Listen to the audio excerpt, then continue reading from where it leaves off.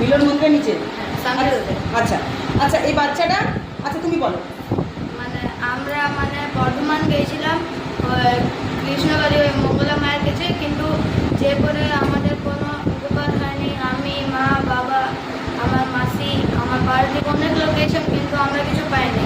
উল্টো শরীর খারাপ হয়েছে। কিন্তু এ মা আমাদের সাথে ফোনের সাথে অনলাইনে যোগাযোগ করে তাও আমাদের সাহায্য করেছে। আর আজকে আমি এসেছি মায়ের কাছে এখানে কৃষ্ণবাড়ি, কৃষ্ণকালী মাকে পুজো দিতে।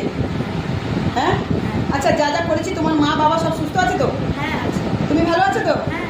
আর যাদের কাজ করেছি তারা ভালো আছে তো?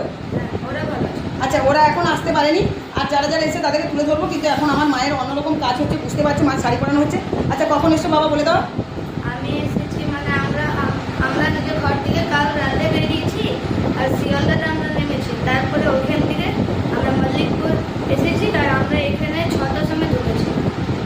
সকাল 6টার সময় ঢুকেছি, এসেই মাত্র বললাম মা একটু ঘুমাতে দিয়েছি। মা বাবা হ্যাঁ। তার কাছে ঘুমিয়েছিলে তোমরা? তোমার সাথে আমার সাথে সবাই এই মন্দিরে, আমি তো ঘুমাই এই মন্দিরে, নিচেও মাঝে মাঝে ঘুমাই। আসলে এত ভক্ত হয়ে গেছে, ভক্ত মনে গেছে তো মন্দিরে। হ্যাঁ।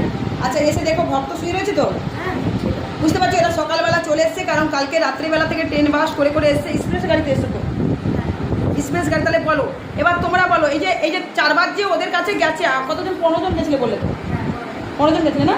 হ্যাঁ, 15 জন গেছিলো। কারো কি কাজ হয়েছে? কারো উপকার হয়নি না? ক্ষতি হয়েছে তো। তাহলে বুঝতে পারছো, আমি অনলাইনের মাধ্যমে, এনার মা খুব শিক্ষিত, আমি তুলে ধরবো, ঠিক আছে, পরের ভিডিওতে তুলে ধরবো। এনার মা খুব শিক্ষিত। আচ্ছা দেখো, এই যে মায়ের মন্দির, এইটুকুনি বাচ্চাকে তোমাকে শিখে দিয়েছি বাবা। না। বুঝতে পারছো তো? তুমি কিসে পড়ো? আমি ক্লাস 7-এ পড়ো। আচ্ছা, তোমার মা যেখানে কি কাজ করে নাকি, ওদেরকে তো নিয়ে গেছিল, ওরা কি ভালো আছে? না, ওদের পায়ে ঘাওটাও ঠিক হয়নি, কিছু হয়নি। হ্যাঁ, বেশি হয়েছে আমাকে বলিস তোমার মা। তাহলে বুঝতে পারছো, পায়ের মধ্যে ত্রিশূল ছুঁয়েছিল। আবার ফোন করতে উনি নাকি ওভারটেক করে আবার এদেরকে বলেছে তোদের ত্রিশূল ছুঁয়ে, আবার বলেছে 3বার যেতে, 3বার গেছে, আবার 3বার যেতে বলেছে, আর জবা ফুল খেতে বলেছে। আচ্ছা তোমরা বলো, পায়ে ঘা হয়েছে, এনার বাবার যা সমস্যা, আমি বলবো পরের ভিডিওতে, এই যে এত বড় বড় সমস্যা, এই যে ভণ্ড যে ত্রিশূল ধরি আছে, ত্রিশূল ধরে টুকটুক করে ছোঁয় ঠুনকি বুড়ি, ইনি কি পারবেন? ইনি যে বলছেন মাদলি, তবজ, কবজ, জলপোড়া, তেলপোড়া আর মাঙ্গলি দোষ, বান, এগুলো নাকি হয় না, এগুলো নাকি কুসংস্কার। আর দাঁড়াও, আমি আরও একটা জিনিস দেখাচ্ছি।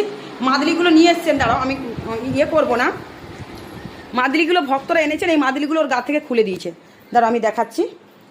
এই যে আমি এখানে রেখে যাই, দেখো, এই দেখো।